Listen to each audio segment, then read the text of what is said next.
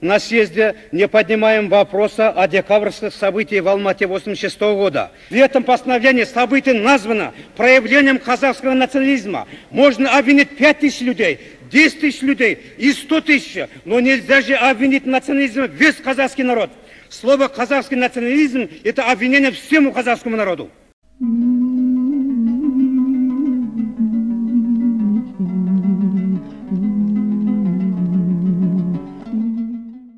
1986 жылы 17-18 желтоқсан аралығында Алматыда болған қазақ жастарының КСРО үкіметінің отаршылдық әміршіл әкімшіл жүйесіне қарсы көтеріліс қазақ тарихындағы қаралы күннің бірі. Бостандыққа, тәуелсіздікке ұмтылған қазақ жастардың наразылығы құйын 86 операциясымен аяусыз басып жаншылды. Осы көтерілісте 8500 адам тұтқындалып, 1700 адам ауыр жарақат алды. Кінәлі деп танылып сотталғандар 99 адам. Өлім жазасына кесілгендер 2 адам. Оның біреуі Қайрат Рысқұлбеков, біреуі Мырзағұл Әбдіқұлов. Көтеріліс кезінде қанша адам қаза тапқаны әзірге белгісіз. Осыдан 34 жыл бұрын Кеңес одағын тік тұрғызып, алып империяның қабырғасын қақыратқан желтоқсан оқиғасы дәл осы алаңда дәл осы күні басталған болатын. Бостандық желпіген желтоқсан жерінен кейін Балтық елдері тәуелсіздік алды. Ендеше тәуелсіз Қазақстан тарихындағы ең ұлы оқиғаның қаһармандары қазір қайда, не істеп жүр, немен айналысып жүр? Әлде біз оларды тек қана осы 16-17 желтоқсанда мектептерде, мекемелерде кездесулерге шақырып қалған күндері ұмыт қалдырдық па? Желтоқсаншылардың барлығы әр жерде шашырап жүр. Оларда мысалы кімнің қайда жүргенін ешкім білмейді. Сондықтан да бізде бір жинайтын орталық жоқ. Ұйымдар әр қайсы өзіне ұйым құрып алып, соның арқасында айту желтоқсанды есте қалдыруға, желтоқсанның мысалы шараларын өткізуге атсалысып жатқан жайлары бар. Ал енді осы ордада жүргендері кішкене үлес қосып, қолынан келгенін жасап жатыр. Ал енді ақталған желтоқсаншылардың өзі қаншама, ақталмағандар қаншама, олардың барлығы шашырап, көпшіліктерінің енді жағдайлары мен айтам мәз болып тұрған жоқ. Көбі мысалы біреу базарда жүр, біреу көшеде лотерея сатып жүр, тағы бірден істеп, сондай әркім өз күнкөріс қамымен жүр. Оның енді арнайы, ол енді желтоқсан ардагерлеріне деген қолдау болмай, статус болмай, мына Ұлы Отан соғысы ардагерлерімен теңестірілмей, ол ешқашанда желтоқсан бағаланбай, тәуелсіздіктің қадірін ұрпақ білмейді деген сөз. Кезінде осы алаңда қазақтың қаншама жастарының қаны төгілді. Осы жерде қазақтың қайраттары мен ләззаттары тәуелсіздік алған егемен елдің іргетасын қалап, сол қасиетті алаңды қараңыздар, қазір міне ойын-сауық орнына айналған. Бұл жерде енді көріп тұрсыздар, қазақ үшін қашанда алаң деген қасиетті ұғым. Осы қасиетті алаңымызды міне біз сауда-саттық кешеніне айналдырдық. Ал енді сондықтан да дәл осы жерде мінбе тұрды, дәл осы жерде біз айғайладық, дәл осы жерде қаншама адамдар, қазақтың жастары ұсталып, мына алып дөңгелекті Урал машиналарына тиеп әкетіп жатты. Менің көзімше дәл осы жерде мына бас киім киген қыздың жараланып, басынан қан саулап, носилкамен көтеріп әкеткенде көрдім. Соның барлығы осы жерде қан төгілген жер, міне енді мына ойын алаңына, тағы маркетке, тағы бірдеңелерге айланып жатқан, енді ол енді білмеймін, ол енді дұрыс па, бұрыс па, оның барлығы болашақ ұрпақтың таразысында, солардың сана сезімінің талқысында болады.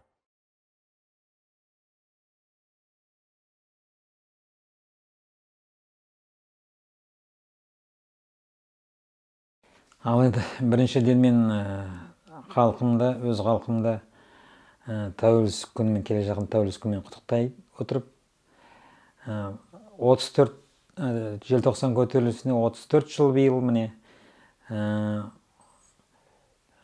тәуелсіздігімізге 29 жыл. Бірінші көзін ашып, басқа мемлекеттердің көздерін ашып, қазақтар. 85 жылы Горбачев келді, апрель айында, 86 жылы желтоқсан басталды. Өйткені үлкен қысымда біз тілімізден айырылып бар жақын. Тілімізден айырды. 700 мектепті жауып тастады, қазақ мектептерін. 19 миллион болып тұрдық, 5-ақ миллион қазақ болдық. тіліміз құрып бара жатырды. Мына Колбин келді дейді, Колбин келіп, Қонаев атамызды 18 минутта алып тастап орнынан. Сол себеп болды біз шығуға. 16-сы басталды, студенттер бастады. 16-сы, 17-сі. Мен 18 күні жұмысқа барып, жұмыста қазақтың жігіттері жиналып, өзімізде көп қазақтың жігіттері құрылыста істейтін ол кезде. Дәнекерші болып істеймін. Қазақтың жігіттері сырттан ешкім келген жоқ, өзіміз. Мына студенттер жалғыз түк істей алмайды. Біз көмекке баруымыз керек деп, қазақтың жігіттері жиналып құрылыста айтып отыр екен. Сосын мен де қосылып, енді ана қыздарымызды, үлкен апайларымызды шашынан сүйреп жатыр. Біз неге бармаймыз деп, сонда мен басқа шешінетін вагондарға кіріп, мен де кірісіп кеттім.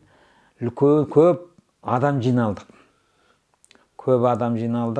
Мына ол кезде Төле би сайынада үлкен фабрика, электробытприбор деген, соны салып атқан болатынбыз.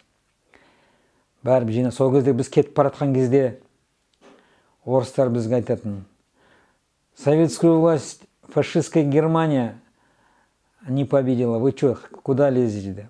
Біз айттық, ұлтымыздың несін айтуымыз керек деп, орыстарға сөйтіп өзіміз түсіндіріп, сөйтіп алаңға шықтық.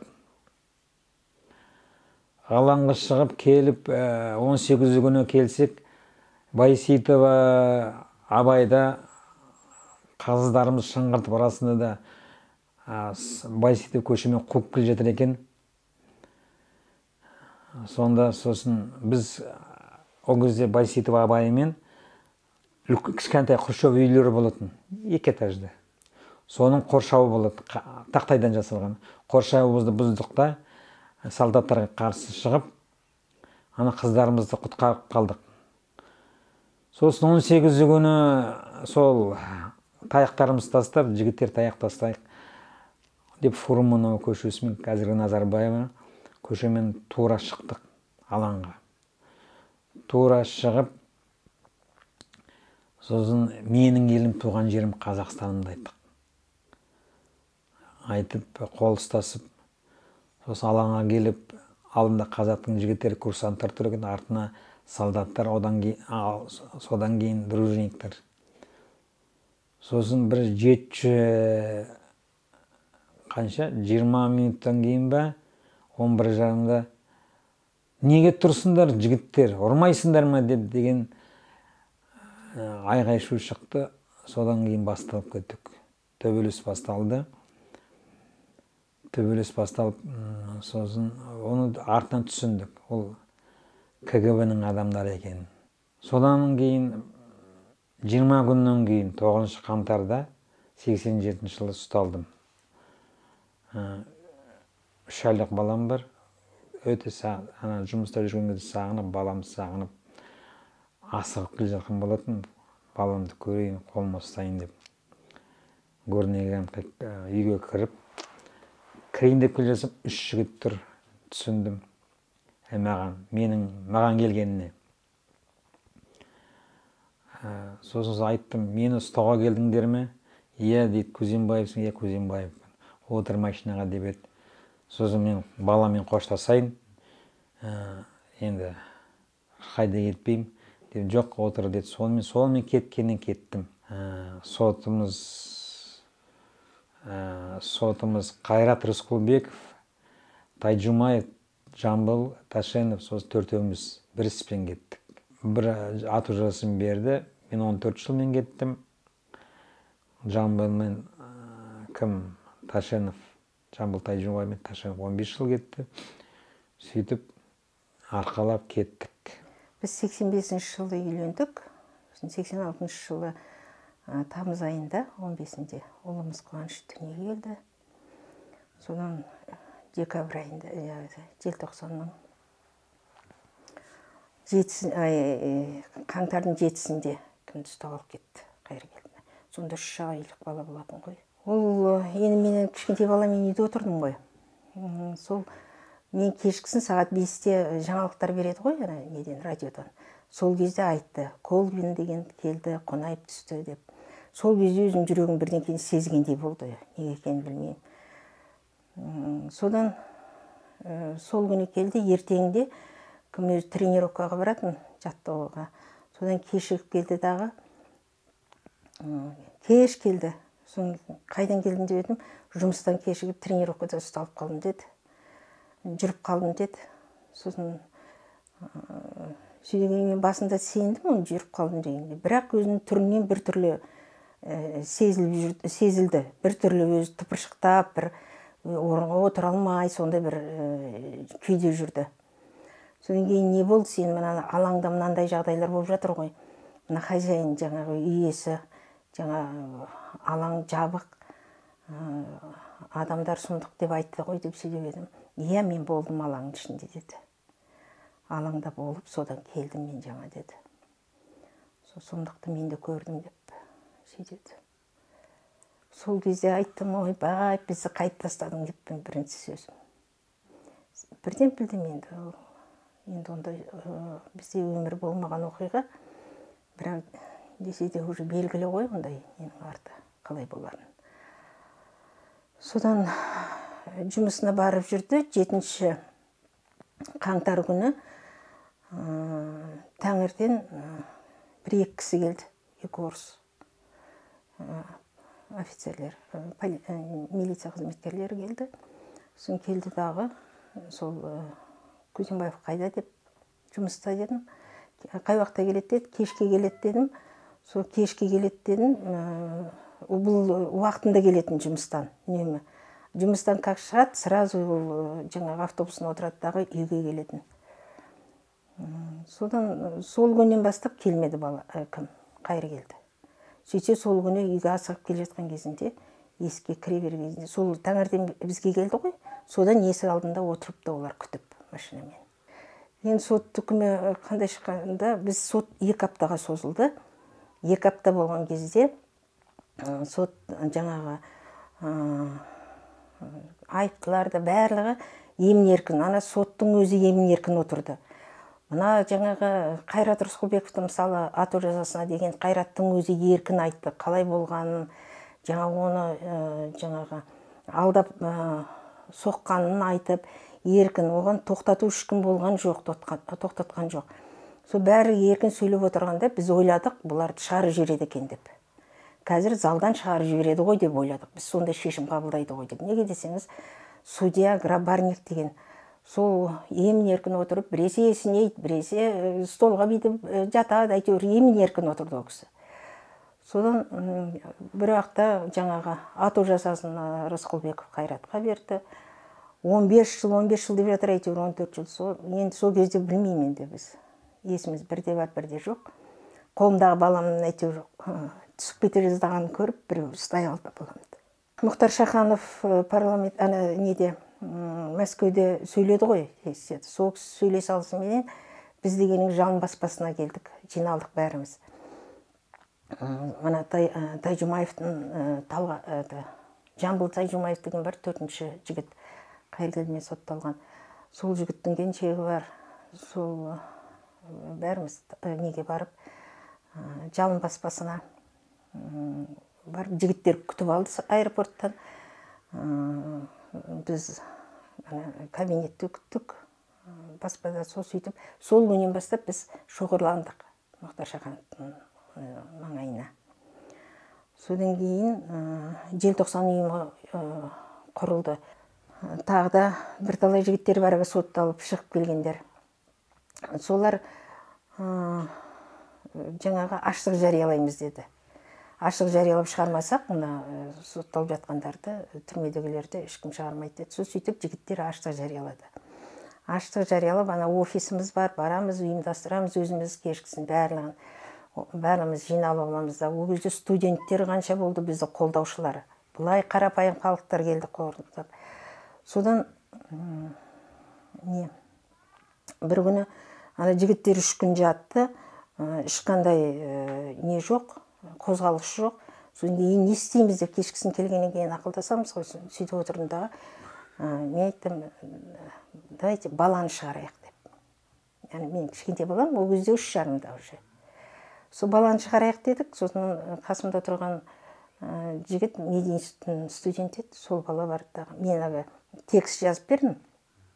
Ол бала ертеңге плакат қылып алып келді, таңертең тұрдық дағы парламенттің алдына, ненің алдына тұрғызып қойдық баланы. Енді сол кезде енді біздің тарихымызда болмаған оқиға ғой. Кіріп келе жатқан депутаттардың барлығы келеді, мынау не қылған бала деп оқиды ананы. Оқиды дағы, сосын көзіне жасалмаған адам болмады, соның шынын айту керек. Сол күні кешкісін біз теледидардан көрдік. Сонда кім? Жазушы. Сол кісі бардығы бірден мінберге шығып, жаңағы есік алдында бір 5-6 жасар бала тұр. Әкем сотталған дейді, босатыңдар дейді. Осы желтоқсан оқиғасына қашан нүкте қойылады деп сөйтіп сол мәселені көтерді. Сол күні олар шешіп, сол күні кешкісін уже решение шықты. Желтоқсанды бағала. Тұяғынан шаң емес азап ұшқан, қазақ едік шындық деп қазақ ұшқан, коммунистік жүйені ғаламда алғаш күйреткенде дәл осы Қазақстан. Бұл ерлікті ғаламға танытпадық, желтоқсанды бағалап жарытпадық, шарықтаудың биігі осы екен деп көгінде де құлдықтың қалықтадық.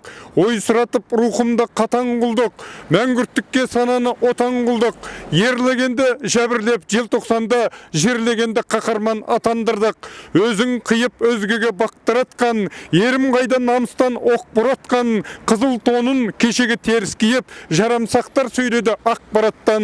Рухымызды қорлаған алып қайғы, ерлігімді өзіме дартпайды, өзімді өзім қорықсам бағалауға, ғалам бізді бағалап жарытпайды. Жас арудың жанарында желтоқсан, қанды ғасыр табанында желтоқсан, қаралы өмір қайыстырған халқымның қаратыман қабағында желтоқсан, жауыздықты жасқағанда желтоқсан, жаңа ғұмыр бастағанда желтоқсан, жазықсыздың көз жасына жуынып, абақтыға тастағанда желтоқсан, сұрқай өмір сынағы да желтоқсан, намысымның шырағы да желтоқсан, жігіттіктің ұраны да желтоқсан, жаңа күннің шуағы да желтоқсан.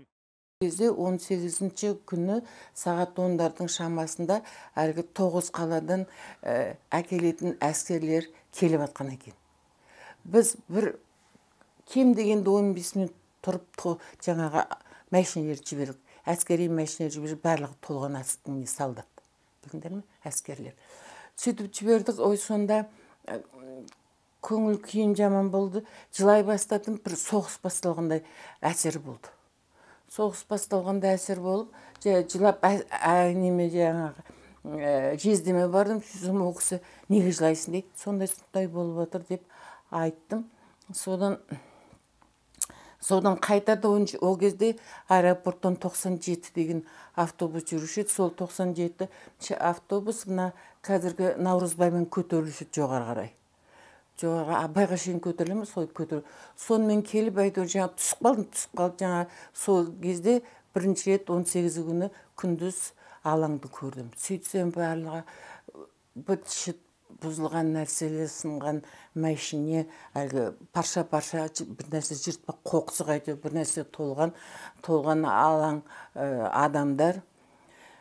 Содан артаман бар бұлай қарадым да, енді арасына кірдім, алаң жаққа. Содан кейін барып, үйге қайтып кеттім. Өйткені мен кешкі жақын тағы жұмысым бар еді. Жұмысым болғасын үйге қайттым, онда ойлағам, кешке келем ғой деп. Кешке келем ғой деп, жұмыстан кейін. Келем деп, үйге қайттым, содан кеше жұмысқа бардым. Жұмысқа барып, енді өзімше елдің көңіл күйін бақыладым, әсірес әйелдердің. Мен ол кезде 38 едім. 38-демін, мен енді анамын, жаңа қызым 5 жаста. Өз жалғыз қызым 5 жаста. Содан анамын, баламды өте жақсы көрем, қызымды өте жақсы көрем. Содан кейін ойлайым, ойпырмай, мына балалардың біреуі шейіт болып болса, бұлардың анасы не болады деп. Сол күні ұйықтамадым, кешке жақын жаңағы жаққа бара алмадым, жолдасым жібермеді, алаңға жібермеді. Мен кешке жақын бара алмадым. Сөйтсем сол күні сол негізгі әлгі басып жансу сол күні болған екен.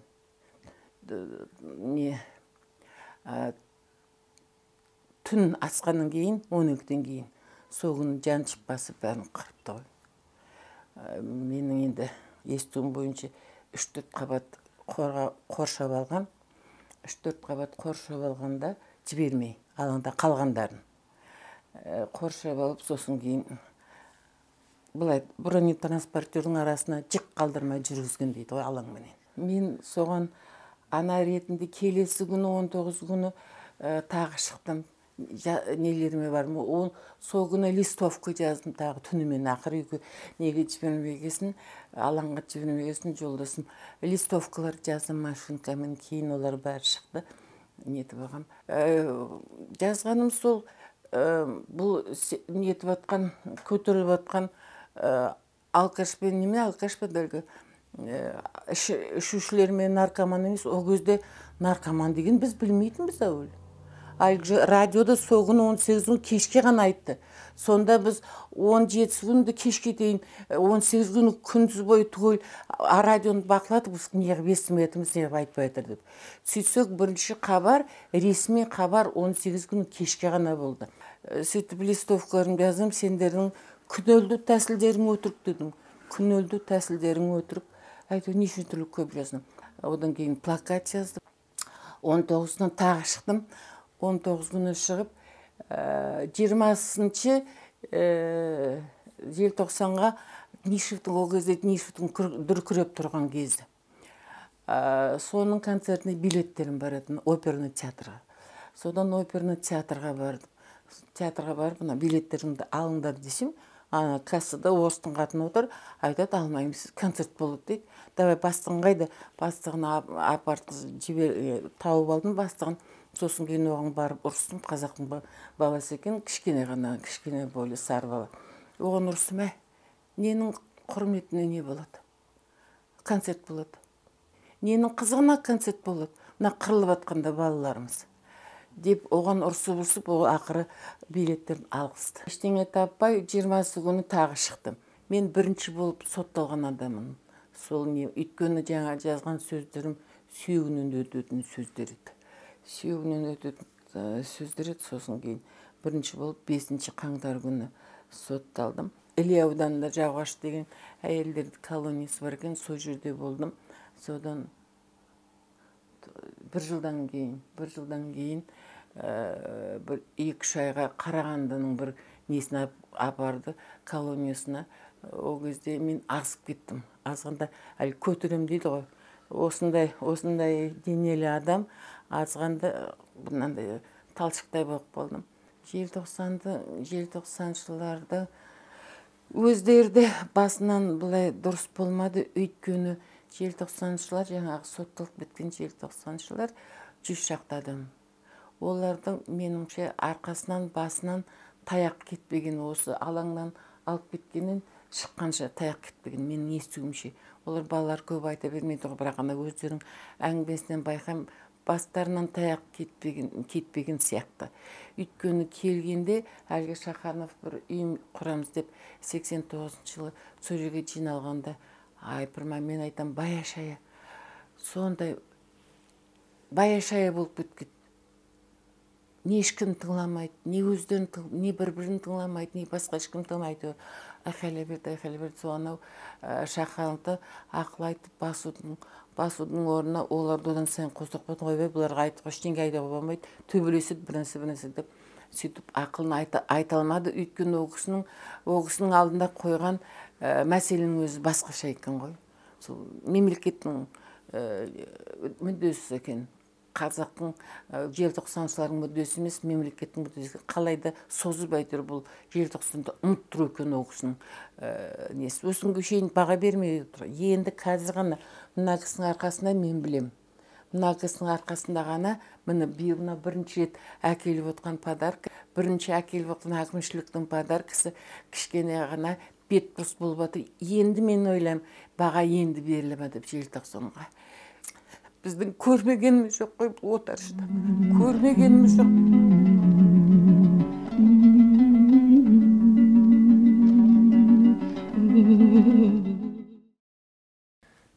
1986 жылы мен осы Алматы қаласында Казгудың физика факультетінің студенті болып оқып жүргем. Енді сол кездерде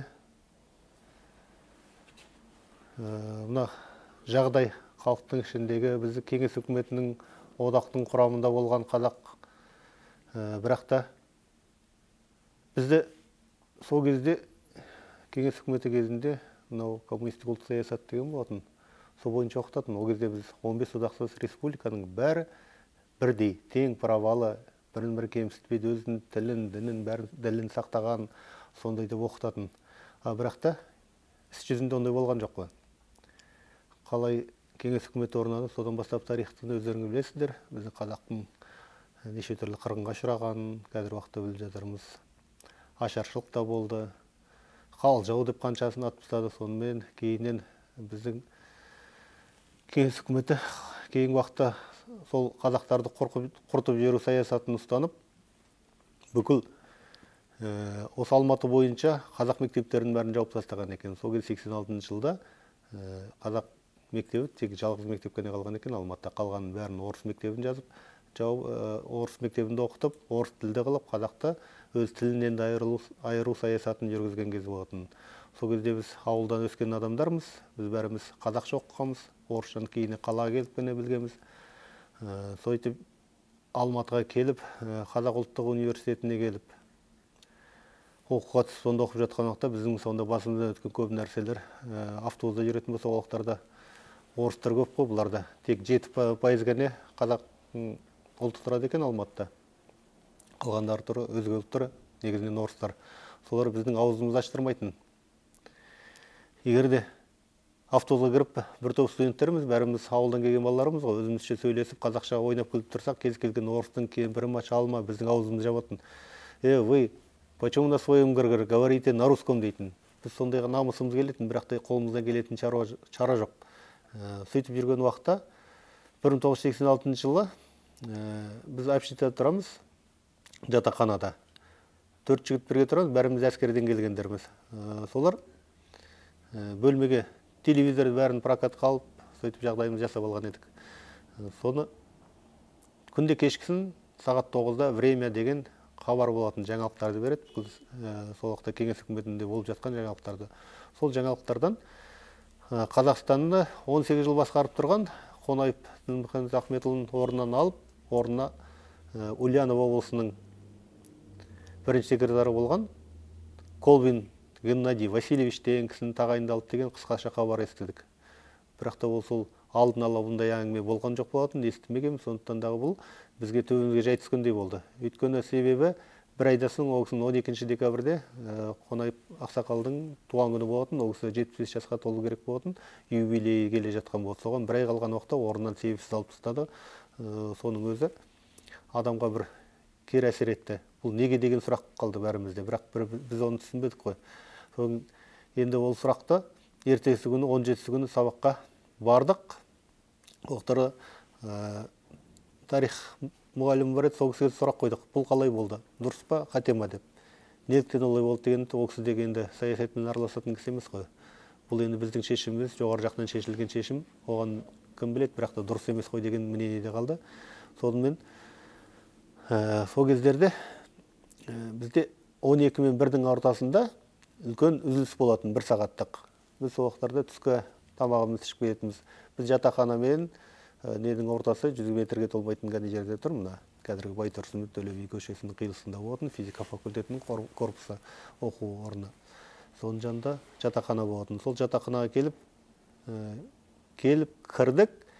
Сол сыртқы киімімізді шешіп, жанымызда бірге оқитын бір жігіт жақсылап обед жасап қойған екен, тамақты палау басып қойып деген. Енді соны дастарханға қойып отырайық деп бергенде сырттан бір айғай-шу естілді. Терезеден қарасақ, төмен жақтан көп халық келе жатыр екен.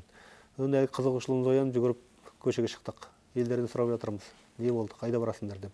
Сонда олар айтты, біз алаңға бара жатырмыз. Қазір Қонаев ақсақал сол алаңда сөз сөйлейтін болуы мүмкін. біз соны сұраймыз неге болғандығын деп. Оны естіген соң біздегі қайтадан жүгіріп жатақханаға келдік те, шешкен киіміміз қайтадан іле салып, дайын тұрған тамаққа да қарауға мүмкіндігіміз болмады. Жүгіріп, сол көппен бірге ілесіп, осы алаңға кеттік. Енді жастық шақтың әсері болар. Әр нәрсені бірінші көргіміз келіп тұрады. Сондықтан анау кетіп бара жатқан халықты алдына шығып, жүгіріп отырып, ең алдына шығып алдым өзім. Орта жолға келген уақытта жолдың шетінде бір ол уақыттарда 31-ші Волга, мынау милицейский Волга екен. Ішінде бір генерал кісі отырды, кім екендігін енді анықтап бетіне қараған жоқ.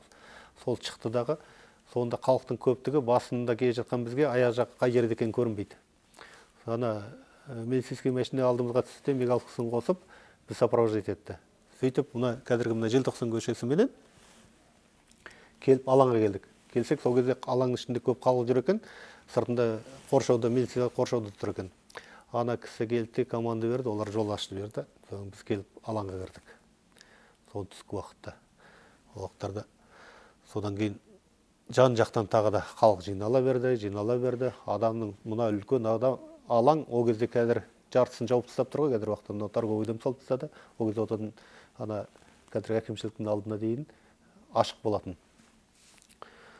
Сөйтіп көпшілік халық жиналды жан жақтан. Сол уақыттарда ешкім бұзақылық жасаған жоқ, тек қана бұл неге болды екен сұрақ.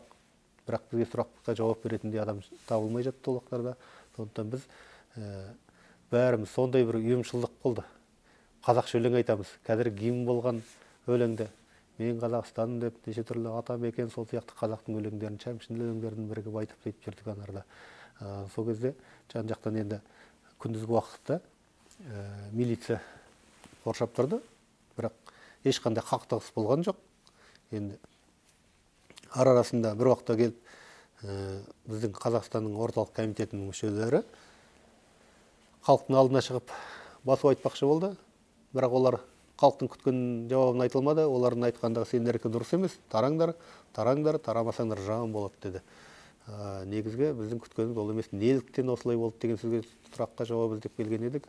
Ол болмаған соң ешкім қыстың күні күн суық. Ана трибуна тұрған болатын, трибунаның төбінде қар жататын. Соны қарды алып, бұндай сіздің керегі жоқ деп бұл жерде келдер, тас қарлақтырып. Содан біраз уақыт өткен соң, сол кезде кейіннен белгілеп жатыр, қазір бұл егерде бір жерде бұл демонстрация біресе болатын болса, соны қуып таратуға арналған метел деген операция дайын тұрған екен. Бұған дайындалған әскер күшінде болған екен, қалай жоспар дайын тұрған екен.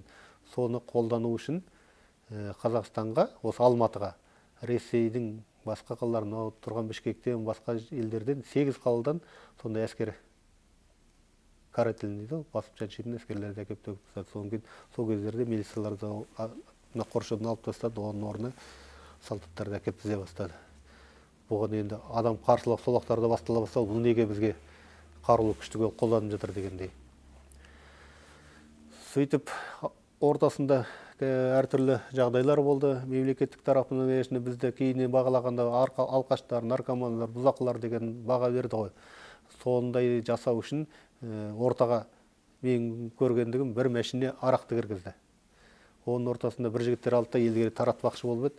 Сол уақыттарда біздің ортамыздағы үлкен азаматтар да бар, соның бәрін біле-біле алдын ала жоспарлап білеген болу керек. Бұл провокация деп, әгі жігіттер желкесін алып лақтырып жүріп, мәшинені өртеп бытышын шығарып жүрді. Өйткені арақ ішуге болмайды, бұл провокация жасалып жатыр деп. Сондайлар болды. Содан кейін кеш бата қарай елдің бәрі бұл туралы енді тарихи оқиға болып қалған соң бәрі де біледі. Біз бәріміз бір-біріміз сөзімізді қайталаймыз, өйткені көргеніміз бір нәрсе. Пожарный машиналар келді, су шашты үстімізге. Енді онда әйтеуір тас атып біресе қылып қираттық. Біздің ұйымда қазір 200-ден артық адам бар. Олардың негізі сотталғандар емес. Бізде сотталғандардың ұйымы бөлек тағы да бар. Бізде негізі қазіргі мақсатымыз осы желтоқсан қатысып, осындай керемет бәрін көрген азаматтар кейін оқудан да шыққан жоқ, бірақ та жұмыстарын істеп, әртүрлі деңгейде дәрежеде қызмет істегендер, қазақтың осы өркендеуіне қазақтың үлестерін қосқан азаматтар мен азаматшалар, бірақ өздері желтоқсанға қатысса да, бірақ сырт қалып жатқан. Біз соларды қатарымызға тарттық. Қазіргі соларды өйткені біз өзіміз көтеруіміз керек. Қазақтың бәрі сол кездегі шын сотталып кеткен 100 шақты адамға да емес, одан гөрі осы арада 65 мың адам статистика бойынша болғандығын айтады. Енді оның бәрі осы Қазақстанда жүр ғой. Оларға қолдау көрсету, соларды шындықты жарыққа шығару, сондай мақсатпен жұмыс істеп отырмыз әлі. Ләззат енді бала кезінде өжет болды, алғыр болды Ләззат. Өте тәрбиелі болып өсті Ләззат. Өте сабағын жақсы оқыды. Өнерге өте жақын болды. Сол 8-ші сыныпты бітіріп, өз өнерге талпына беріп, ұсыныс қойып маған. Соған барғым келеді дегенде өзім 8-ші сыныпты бітіріп, осы Алматыға жетектеп әкеп оқуға түсуіне себепші болғам. Ол кезде Ләззат 15 жаста болған. Сол осы желтоқсан көтерілісінің нәубетіне арандап, содан өмірден өтті Ләззат. Егер сондай суық хабар, суық жақсы емес хабар болса, дұрыс қабылдамайды ғой адам әрине. Ол бізге суық дейді, ауыр дейді. Сол себепті дұрыс қабылдаған жоқпыз көтерілісті, ештеңені. Оның ішінде Ләззат қатысады, өмірден өтеді деген менде ой болған жоқ. 25 күні екі телеграмма келді елге. Өстіп Ләззат нашар, келіңіздер деген біреу, екіншісі кеме қойыңыздар, алып бара жатырмыз деген екі хабар бір кісінің қолында тұрды. Бір адам қолына ұстап тұр, естірткенде. Сол күні сүйегін алып келді. Одан бір күн бұрын Сыпатаевты алып келді. Біздің ауданнан жалпы 2 бала, Жаркент ауданында. Сол Ерболды жерлеп болғаннан кейін Ләззатты алып келді. Сонымен түсінікті болды бәрі. Ашпаймыз осылай, жерлейміз осы қалпына деп моргтен табытқа сап алып келді ғой. Соны біз жоқ көреміз, ашпаса болмайды өзіміз. Егер ұшып өлген бала болса, енді үгітіліп кеткен шығар деп ойладым ғой. Ашсақ, сол бойы жатыр, әп-әдемі болып, өзі сондай әдемі бала болатын өмірде. Өзі қандай болса, түрі де сондай. Тектінің ұрпағы еді. Сол әдемі болып жатыр, тек қана бас сүйек жарылған. Бас сүйегін 2 құлағын үстінен біріктіріп тігіп қойған. Не ұрып жарған, не ойып жарған, әйтеуір жарақат тек басында Ләззаттың. Басқа денесі бүтін. Өзі қандай әдемі болса, сондай әдемі болып жатыр. Аузыңды аштырмай, алдың толған адам бөтен-бөтен. Олай деп айтпа, бұлай деп айтпайсыз деп аузымды бағып тұрды. 5 жылдай мен сол үй қамауында болдым деуге болады. Жүрген жүрісім, істеген ісім, бәрі бақылауда. Сондай ауыр күндер өтті басымнан әке. Ләззат 97 жылы май айында ақталды. 10 жылдан кейін өзім іздеп келіп, осы Алматыда іздеп жүріп, осы суықта жығылып, далаға сүрініп жүріп, ақтап, бірге оқыған курстастарын жинап, сот процесінде сондай. Мен бірге болған курстастары шындығын айтып, Рамазан Тайманов деген сазгер азамат бар. Сол бірге оқыған, ол бала қылқобызда, Ләззат қобызда, екеуі алаңға шыққанын айтып, Ләззаттың 2 күн, 3 күн Ләззатты көрмей қалған жоқ болып кетіпті. Ләззат алаңға барғаннан кейін шашырап кеткен ғой, бірін-бірі таппай. Содан 3 күн Ләззат жоқ болған. Сосын келіп, комнатасына сол Рамазанға айтыпты. Мені өстіп қинап жатыр. Қандай балалар шықты, соның тізімін айтып бер қыздардың. Соны ол айтпапты. Егер шыныңды айтсаң, біз сені еркіңе жібереміз деп қинаған болу керек Ләззатты. Бұл Рамазанның айтысы. Бұл әңгімені. Сол менен Ләззат өмірден өтті. Ләззат ұшты деп Рамазанның өзі де айтты. Ләззат ұшып кетті. Сондай қиындыққа шыдамай, оны қатты қинады дейді. Сонда мен ойымда қалған күмән, егер ұшып кетсе, тек басы ғана нете ме қалай. Әйтеуір жұмбақ өлім болып менің өзіммен бірге кетейін деп тұр бұл ашылмаған сыр.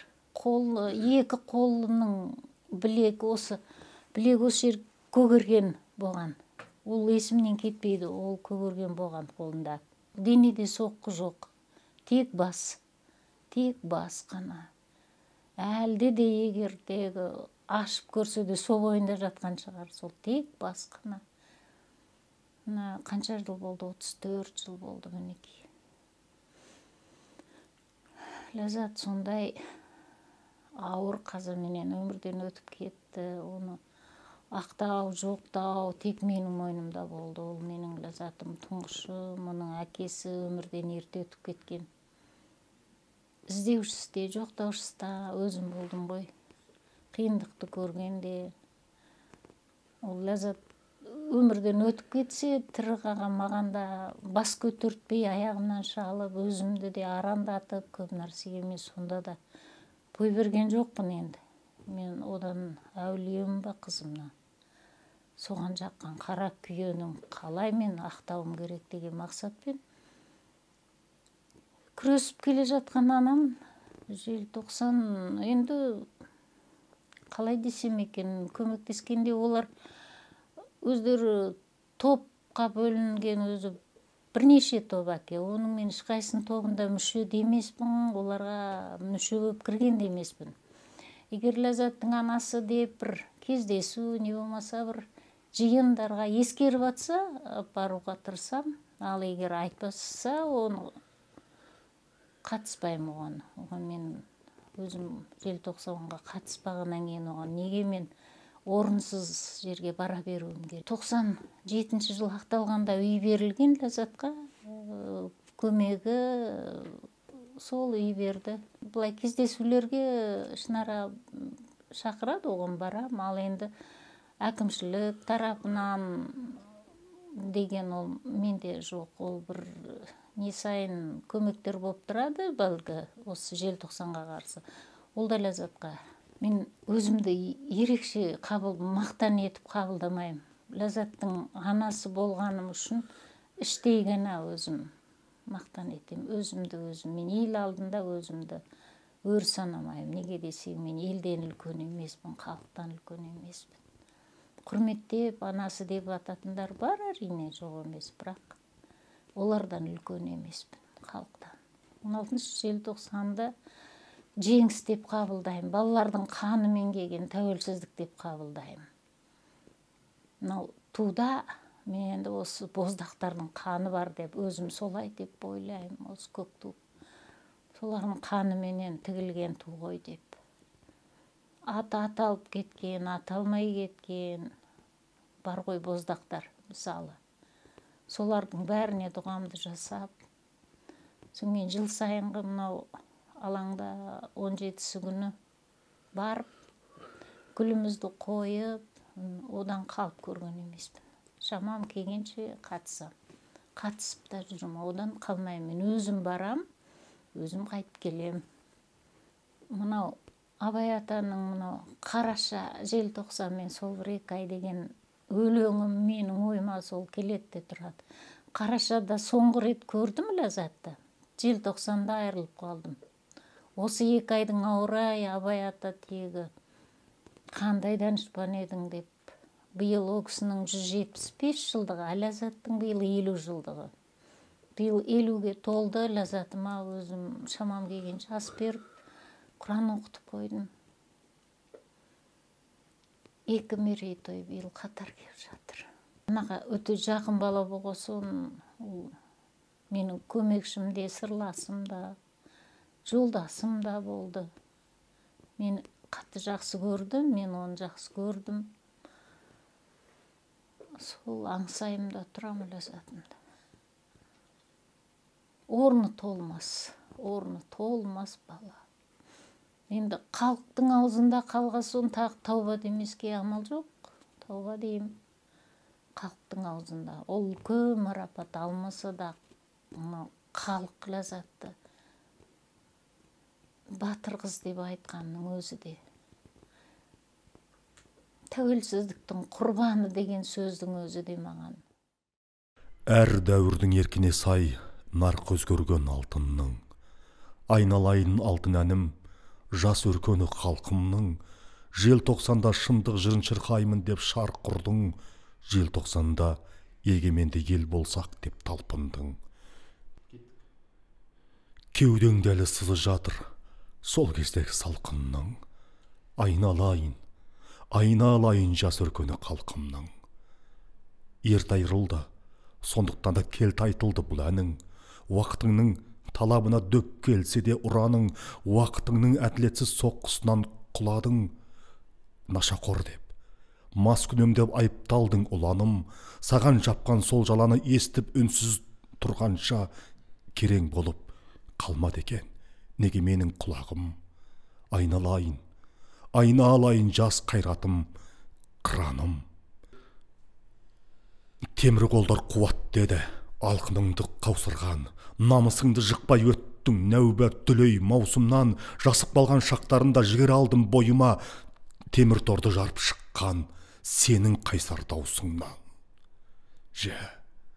Не деген нүктесі көп, бүкпесі көп өмірең, көп жыл өтті, шындық күліп шыққанынша көгінен, оқ бой озып тұрыпсың ау, сол аумалы кезеңді ақ, пышақ қасап бола алмайтын әкімдердің көбінен.